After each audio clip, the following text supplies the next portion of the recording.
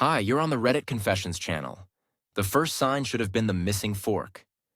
Yeah, I know sounds stupid, but I swear in that small, silent moment at dinner, something cracked. She made pasta.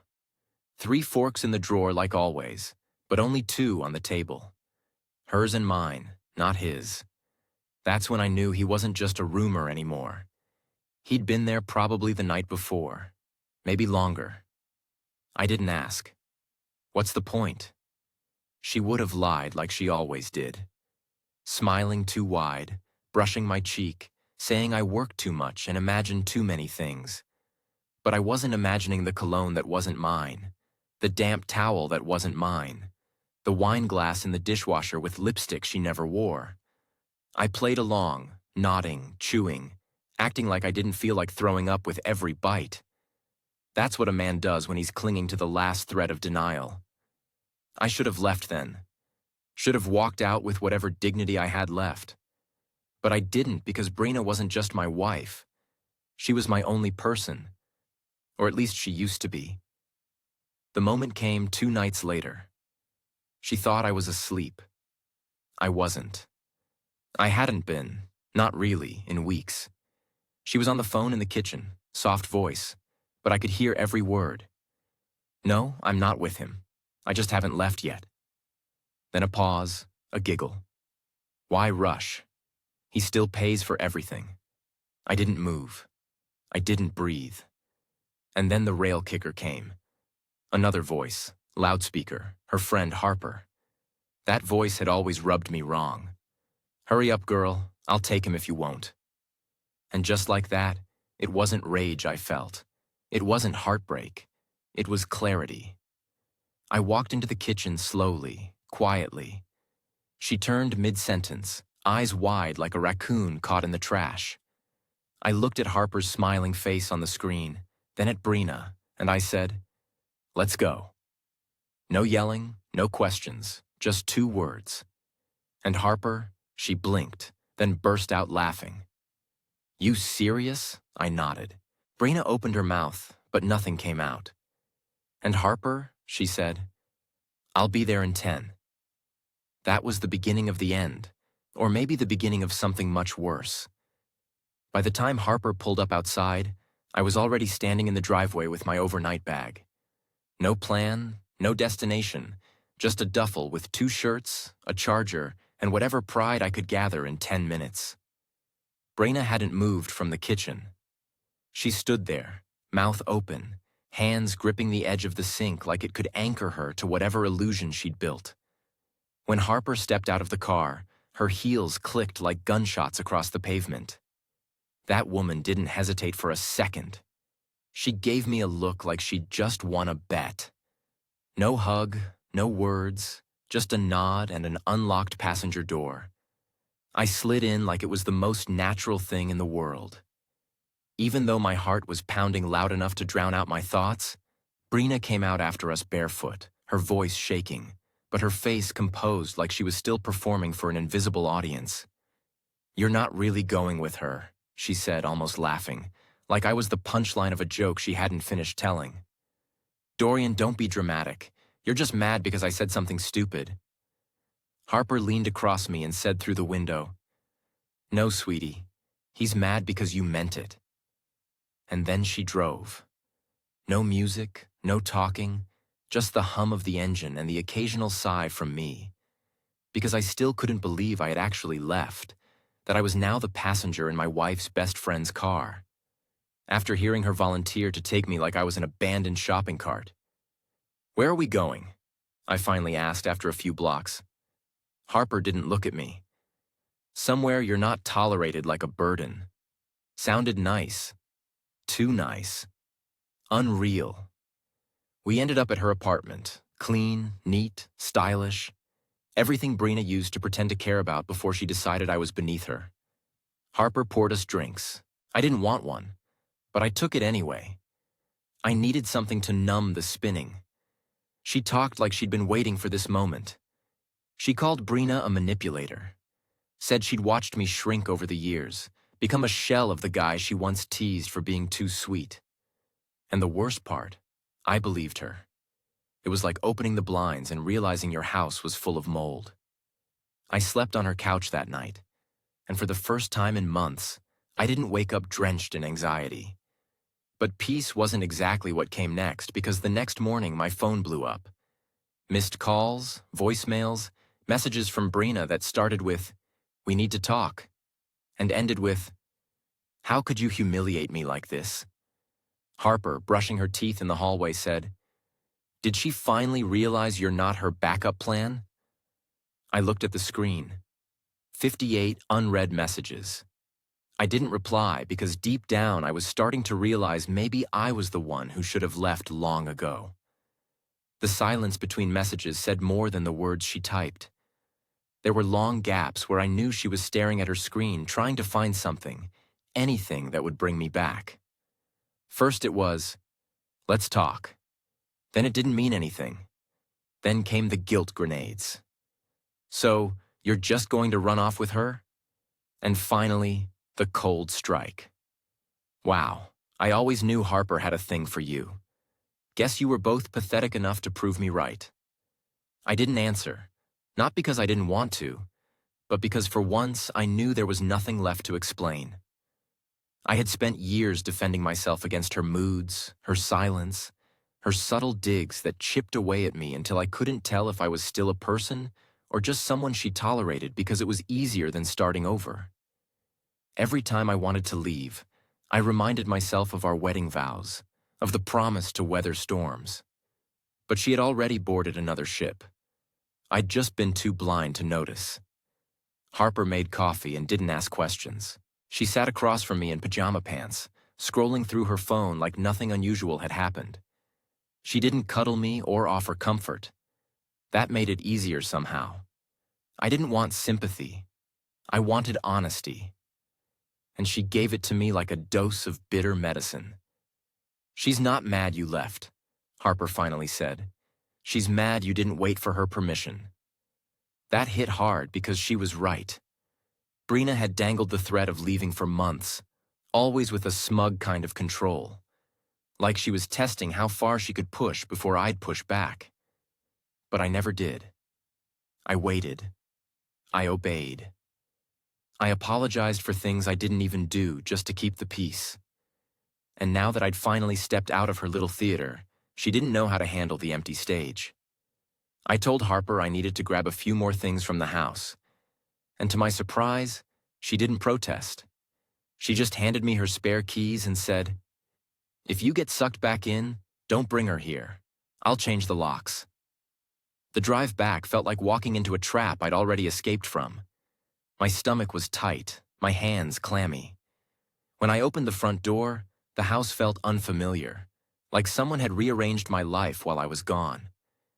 Brina was sitting on the couch, not crying, not screaming, just calm. Too calm. "I knew you'd come back," she said as if nothing had happened. "You just needed time." I didn't reply. I walked past her to the bedroom, grabbed my things quietly. She followed me, standing in the doorway like some haunting shadow. "You're really doing this?" she asked, her voice cracking for the first time. "You're seriously leaving because of a joke? You know Harper doesn't care about you, right? She's using you to get back at me." That one made me pause. Not because I believed it, but because it reminded me how easily she twisted things. How fast she could reframe betrayal as comedy. Her cheating, a joke, her words misunderstood. My pain, an overreaction.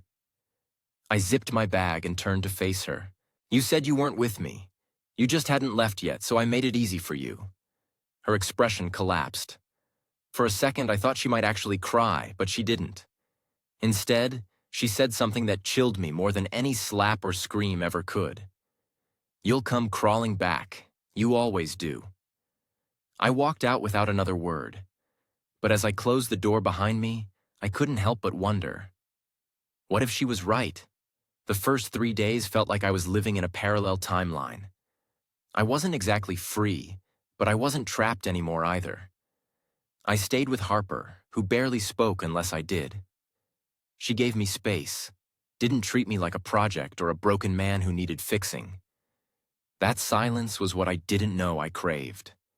No sarcasm, no constant corrections, no passive-aggressive comments over how I stirred my coffee or folded the laundry.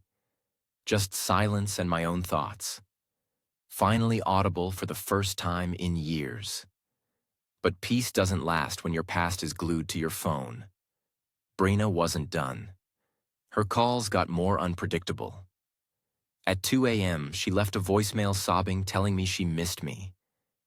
At 8 a.m., she sent a message saying she'd already changed the locks and I wasn't welcome back. At noon, she texted a photo of our wedding day and captioned it, "Was this all fake to you?" I didn't reply. I knew any response would suck me back into her performance because that's what it was now, a show where she played the abandoned wife and I was supposed to come crawling back to my role. But something broke the cycle. On the fourth day, I got a message from an unknown number. It was a video, short, 10 seconds. It showed her in a bar, not old footage. It was from the night after I left. She was laughing on a guy's lap. Some stranger's hand was tracing her collarbone. Her friend Kelsey was the one filming, whispering behind the camera. Guess she didn't need time to heal. I couldn't breathe when I saw it. Not because I was shocked, but because I had almost convinced myself I was overreacting, that maybe I had left too soon, that maybe I had misinterpreted everything. But there it was. Proof that I'd been a placeholder, a seat warmer until something more exciting came along. I showed Harper the video, half expecting her to gloat. Instead, she frowned. She wanted you to see that, either to hurt you or to make you jealous. Probably both. And she was right again. Brina always needed the upper hand. Even in a breakup, she had to win. Later that night, I drove to a storage facility and rented a small unit. I went back to the house one last time with a police escort just in case. She wasn't there, but she'd left a note taped to the fridge. Guess the joke wasn't so funny now, huh? Like her betrayal had been some kind of twisted prank I failed to laugh at. I packed the rest of my things. Books, old journals, clothes she hadn't tossed or hidden. And then, in one of the drawers under the bed, I found something she clearly didn't mean to leave behind. A notebook, one I'd never seen. Inside were scribbled notes and pros and cons lists. Literal lists about me. Pros: pays bills. Not controlling, safe, predictable. Cons: boring, emotionally weak, not ambitious. Doesn't make me feel excited anymore. I read it 3 times before the words really hit. That's how she saw me. That's what I'd been boiled down to. A checklist of tolerable traits and disappointments. A man measured by how interesting he was to her, not by who he really was. And for the first time since this whole thing began, I didn't feel sad. I felt insulted, like I'd spent years auditioning for a role I never even wanted just so she wouldn't leave. But she already had. I didn't go back to Harper's that night. I drove for hours. No destination, no plan, just me and the road and the echo of that damn list in my head. Boring, emotionally weak, predictable. It spun on repeat like some cruel chant. I kept thinking, how long had she felt that way? Was she already seeing him when we went to that awful couples retreat last fall? Did she look at me across the table during dinner and just feel nothing? I ended up parked in front of an old gas station 2 towns over.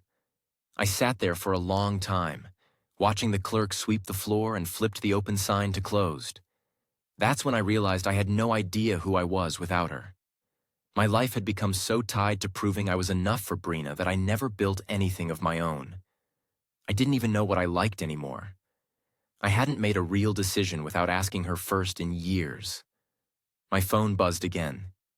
It was a message from Harper. "Are you okay?" Simple. And for some reason, it hit harder than all of Brina's desperate guilt tripping. I didn't answer. I didn't want to be someone else's project, even hers. I just needed to feel like a man again. Not even a strong man, just a whole one. The next morning, I finally returned to Harper's. She didn't ask questions. She handed me coffee, slid over a breakfast sandwich, and sat in silence. I was halfway through eating when she finally said, You know what your real problem is? You never asked yourself what you want. You've always been reacting to Brina. Even now, you're still playing by her rules. It stung because it was true. Every part of my life had been shaped around not upsetting Brina. My hobbies, ones she found acceptable. My job, one that gave her weekends free. My friends slowly discarded if she didn't approve. Even my clothes were things she picked out.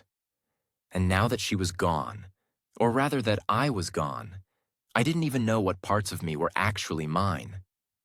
Later that day, Harper invited me to join her at her friend's small backyard gathering. Nothing fancy, just a few people, some drinks, and light music. I hesitated, but she insisted. You need to be around people who don't treat you like a task. She said, just exist for a while. It was awkward at first. I felt like an outsider looking in, like everyone else had lives, and I was just some wreckage that washed up in Harper's passenger seat. But after a while, I found myself laughing at some dumb story someone told about mistaking laundry detergent for coffee creamer. It was dumb, and it was real. Nobody there knew me as Brina's husband. I was just Dorian. And for the first time in forever, that was enough. But just as I started to breathe again, reality clawed its way back. Harper got a text. She turned pale, handed me her phone without a word. It was a group message. Brina had posted a long, passive-aggressive update in some shared friend group chat. It was full of half-truths and veiled jabs. How I had left her for her best friend. How I couldn't handle a strong woman. And how some men only feel powerful when they're being war-ripped.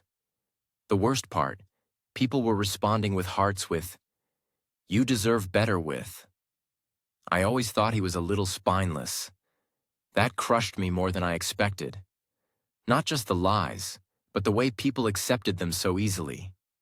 Like all those years, I smiled through dinner parties, fixed their laptops, helped them move, meant nothing. I looked at Harper and whispered, "Am I really that pathetic?" She didn't laugh, didn't soften it. She just said, "Only if you go back."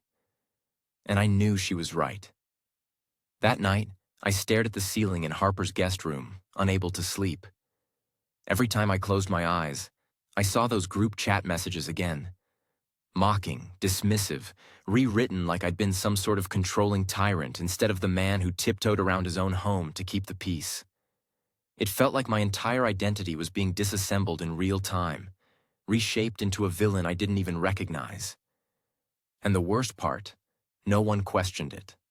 Not one friend, not one voice saying, "That doesn't sound like Dorian." I wondered how long she'd been preparing that version of the story, how many private complaints she'd whispered to our mutual friends over brunch or girls' nights. She must have been laying the groundwork for months, maybe years. And I had no idea because I trusted her to protect my name like I had protected hers silently always. By morning, something shifted in me. I was tired of letting her script the narrative. Tired of being the quiet casualty in a story I never agreed to. I opened my laptop, created a new social media account with no mutual friends, no baggage, and for the first time in my life I wrote. Not a rant, not a revenge post, just the truth. My truth. What I heard that night in the kitchen, what she said, what her friend said, what I did after. No names, no drama, just facts laid bare like broken glass on tile. I didn't expect much. Maybe a few strangers would read it. Maybe no one would. But it was mine, unfiltered, unedited. For once, it wasn't about being polite. It was about being honest. The post went viral within hours. I watched as thousands of people shared, commented, and messaged. Some called it sad, others called it empowering. But what caught me most off guard were the dozens, no hundreds of messages from men saying, "This is me. I lived this. I never told anyone." And just like that, I realized I wasn't alone. But I also realized something darker. A message came in from a burner account. No name, no profile picture, just 5 words. "You think you're safe now?" I froze. I hadn't mentioned Brina's name. I hadn't shared photos, nothing traceable. But someone close to her had seen it, and they knew exactly who it was about. And if they knew, so did she. Harper walked in with coffee and instantly read my face. I showed her the message. She didn't say anything at first. Then she asked, "Do you think she'd actually do something? I mean, more than just smear your name." I didn't know. That was the scary part. I had lived so long in the shadow of her disapproval that I never imagined her as truly dangerous, manipulative, yes, cruel with words, absolutely, but threatening. I couldn't tell anymore because this wasn't the same woman I married. Or maybe it was, and I was just finally seeing her without the filters. Later that afternoon, Harper left for work and I stayed behind, scrolling through replies to my post. Somewhere in the noise, I found one that stopped me cold. It was from an account named Rachel. Doesn't he forget? All it said was, "If you think Harper's your savior, ask her what happened in Cabo 3 years ago." Cabo, that trip Brina had taken with her friends, the one she insisted I skip because it was just the girls. Harper had gone. Rachel had gone.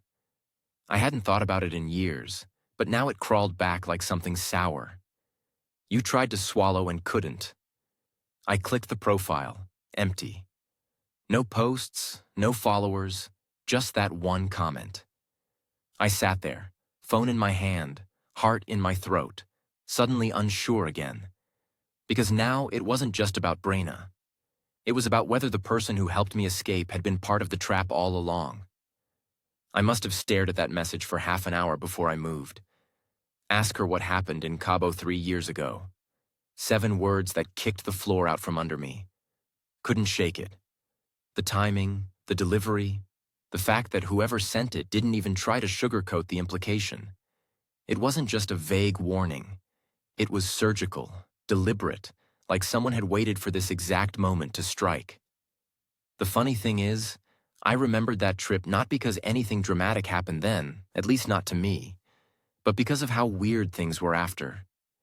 Brina had come back with a slight sunburn and a suddenly icy distance in bed. Harper, meanwhile, sent me a souvenir t-shirt with the word "single" for the weekend printed in hot pink. I'd laughed at the time, thought it was some cheeky bachelorette joke. Now it felt like a confession I never caught. I told myself not to jump to conclusions, but let's be honest, my gut had been warning me for years, and I'd ignored it. I started wondering if Harper wasn't a rescuer, but a replacement. Maybe she'd inserted herself into my life, not out of kindness, but out of guilt, or worse, strategy. When she came home that evening, I was sitting in her living room with the lights off, the TV on mute, and my phone still gripped in my hand. She didn't even get her shoes off before she noticed my face. "What happened?" she asked cautiously, like she already knew something was off. I didn't shout, didn't accuse. I just held up the phone and read the message out loud. Then I added quietly, "Is there something I should know?" She didn't answer immediately. She leaned against the wall and folded her arms, chewing on the inside of her cheek like she was biting back something bitter. When she finally spoke, her voice was tired.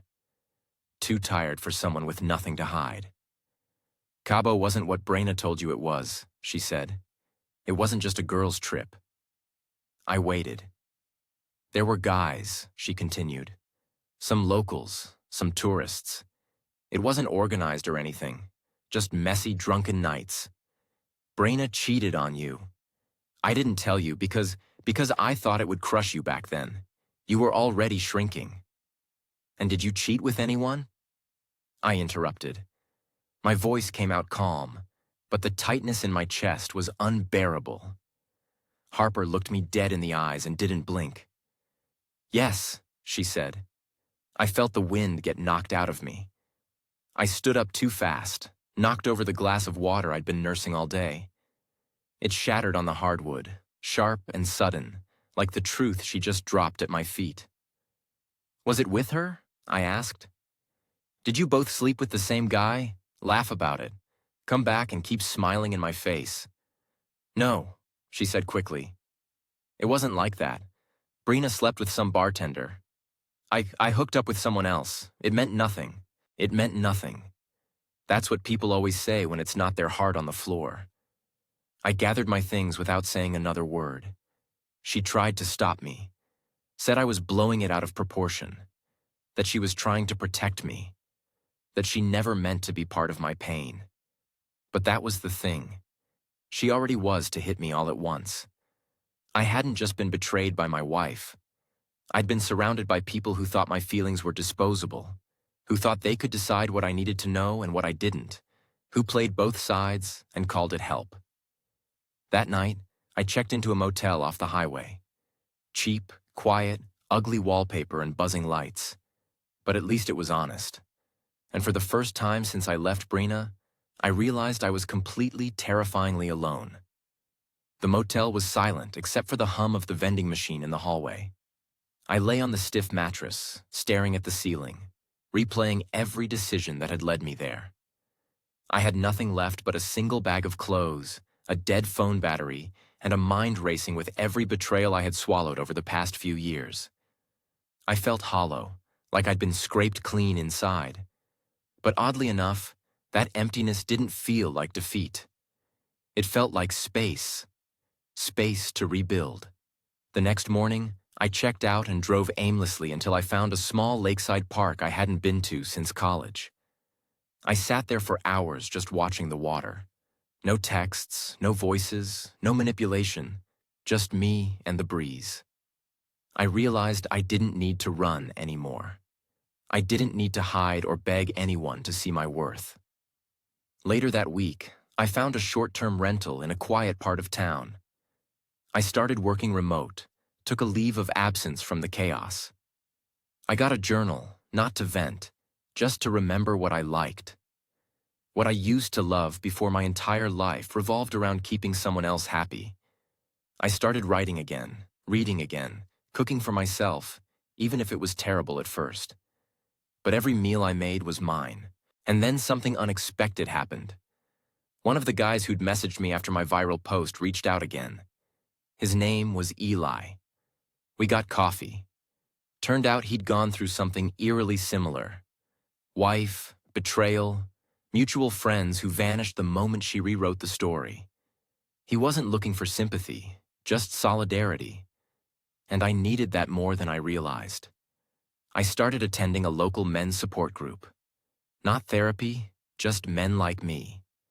Men who had been called too soft, too emotional, or not enough. Men who were tired of pretending they were okay. And the strange thing, the more I listened, the more I healed. The more I spoke, the less I felt ashamed of how much I had endured. And Harper, I never spoke to her again. Not out of hatred, just peace. Sometimes to move forward, you have to leave everyone behind who kept you small, even if they once held your hand. Months passed. My name faded from the gossip threads. Brina moved on to her next exciting partner. And me, I finally started living. I've learned something. Healing doesn't always come with dramatic closure or perfect revenge. Sometimes it's quiet. It's waking up without dread. This grocery shopping alone and not feeling lonely. It's learning to like your own company again. And that's where I am now. Building something real. Something mine. Thanks for listening to my story. Now I want to hear from you. What part of this journey hit you the hardest? Have you ever felt surrounded by people who smiled while slowly cutting you down? Drop your thoughts in the comments. Let's talk about it right here on Reddit Confessions.